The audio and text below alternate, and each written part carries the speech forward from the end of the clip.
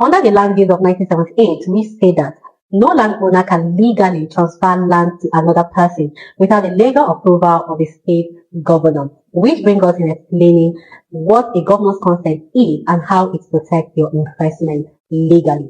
A governor's consent is a legal approval given by the state government to validate the transfer of land ownership from one person to another, which means when you buy a property from a person and you're being issued a receipt, a deed of assignment, and a survey, the transaction is still incomplete because it has not been recognized by the state government until a governor's consent is being proceeded and being issued by the state government. Meaning that even when you buy a property that has a C of O as a title document, you are also supposed to possess a governor's consent in your name.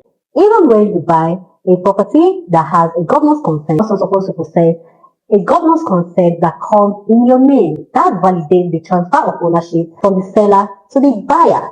Now, in simple terms, governor's consent simply means that the government now officially recognizes you as the new owner of the land and also recognizes the transaction between you, the buyer, and the seller of the property. These are the kind of land that you buy and you need to possess a governor's consent.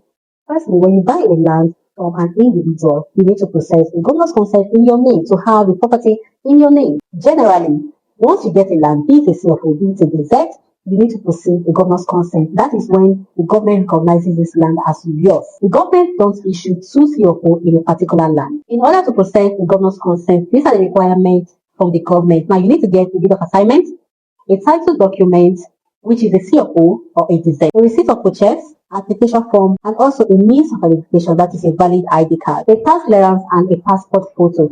Governor's consent does not create land ownership, it validates an existing transfer. It is important that when you purchase a land or a house, you need to go ahead to possess the governor's consent that validates you as the rightful owner of the property legally.